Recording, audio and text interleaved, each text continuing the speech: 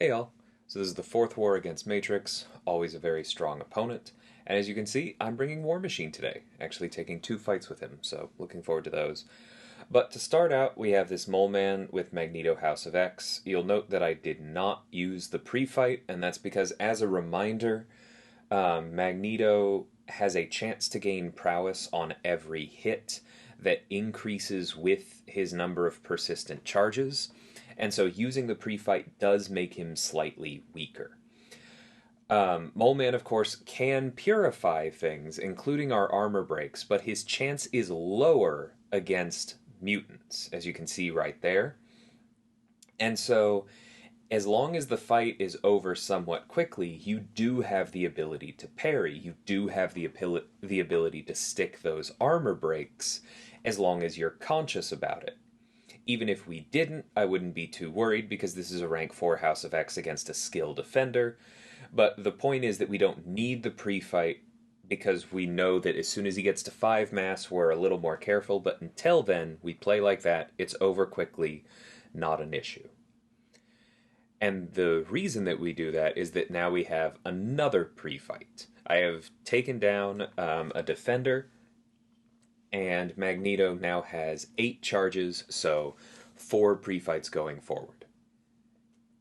Go ahead and drop one on that America Chavez for somebody else, and then we hop forward to this Annihilus second fight. So, oh, I must have used another. Oh, no, I already placed this one. Okay. Yeah, because you do need the pre-fight against Annihilus himself, but we are still at 4 charges for not using it on that Mole Man instead of 2, and that is extremely helpful. I've taken Annihilus here with House of X before, and it's extremely simple as long as you're on top of your special 1 evades. You see right there. We are making plenty of progress. Again, this is a rank 4 against what I believe is a rank 3, and so there's only so much we need to worry about. I probably should have invulned because of this right there. Like, the superior specials doubling his special damage just always means that if he crits, there's exactly that risk. You can survive one. I'm not gonna be risking another. So that is why I didn't invuln there, is because House of X just does so well with Special 1, Special 2 against most opponents. I wasn't really worried. But yeah, that is the risk right there. So keep that in mind if you're taking it, especially if you're taking it with a rank 3. But one more opponent down, and that also refunds our pre-fight. Because that's one more fight taken with House of X. And so we're really getting mileage out of him. We are going to go ahead and take this Apocalypse here with War Machine. We're going to use Armory because that's going to make all of our debuffs longer and make us hit harder. The debuffs lasting longer is extremely helpful for increasing your odds of refreshing the armor break, keeping the suppressions up, and getting more damage out of the ruptures. And then the energy resistance is just going to mean that we take a bit less block damage from Apocalypse's specials. But the reason we're using War Machine here is basically because if you end up blocking a bunch of Apocalypse's specials on this node, then he is going to gain a bunch of those dormant prowess, and then he's going to go unblockable.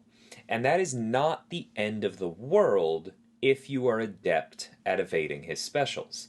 And I feel very comfortable dexing his special too. However, it is not my idea of a, perfect war fight to be dexing his special 2 multiple times.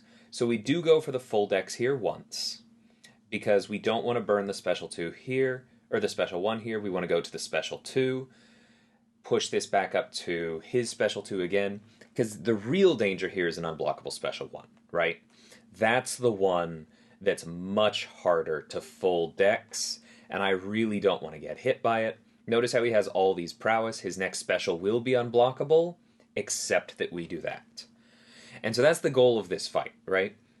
You get the armor break up, and then you spam special 1s, because once you have the armor break up, your ruptures and suppressions are guaranteed, and you do more damage, you slow down his power gain more, and you completely ignore prowess. So the unblockable part of this node just doesn't matter at all.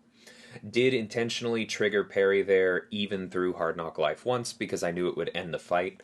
But notice that when we blocked his special 2, between having removed his prowess and having our high armor and energy resistance based on the armor, it just tickled through the block, right? So really, really good counter there. I haven't used War Machine in a long time, but that was a really fun reminder. And then, stepping it up even further, we have this rank 4 Bishop. And so same basic idea, right?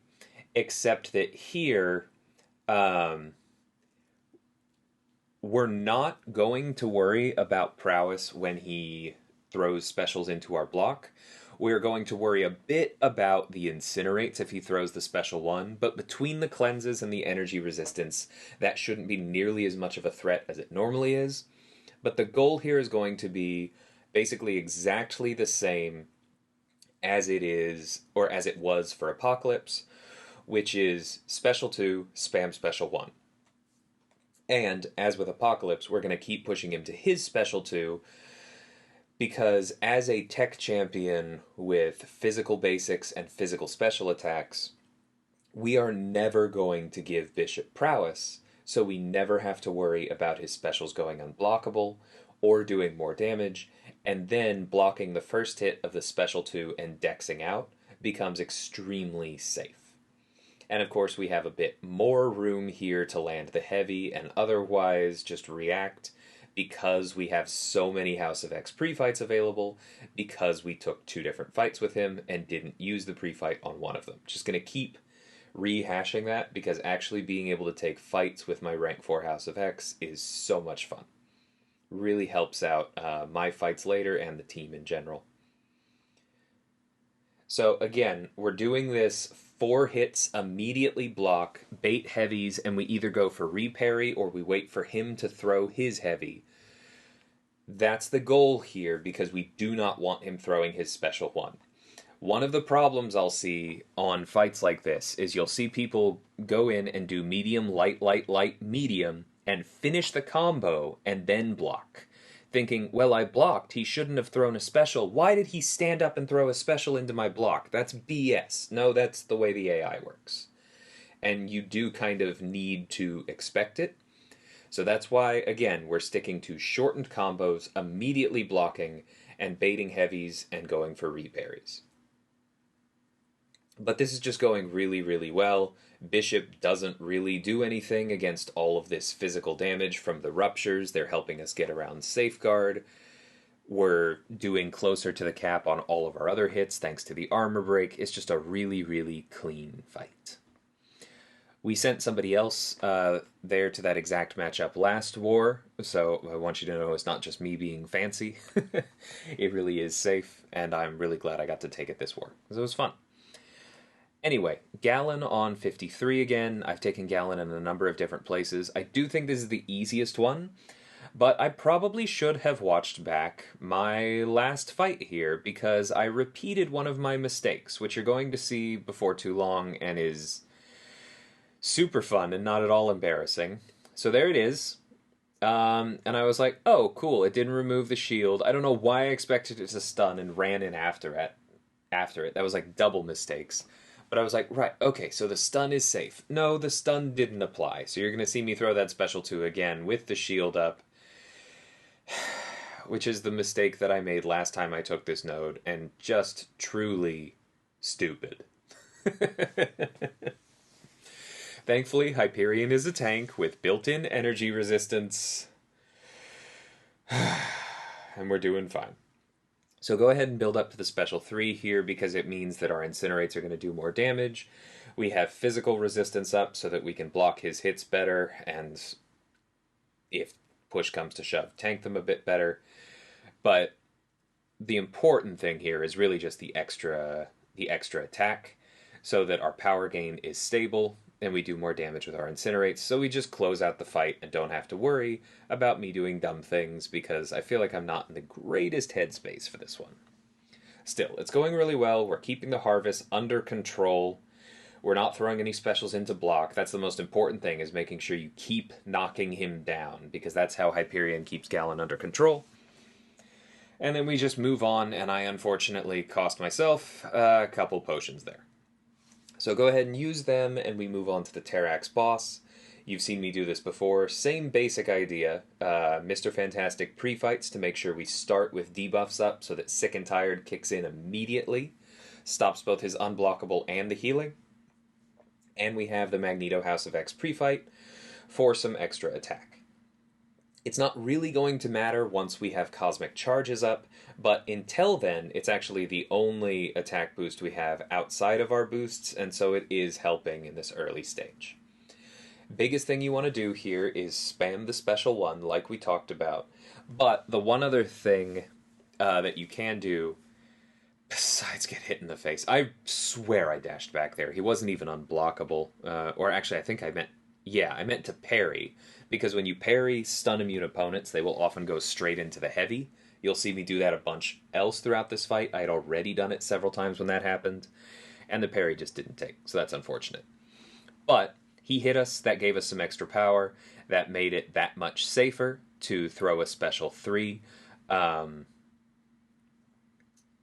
throw a special 3 without the Mr. Fantastic pre-fights falling off, which is what I was concerned about there.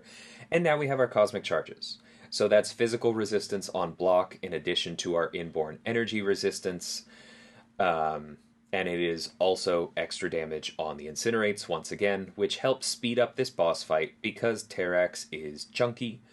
And if he gets armor breaks up on you, those can start to hurt. And we are now without our invulnerability boost, so let's not mess this up.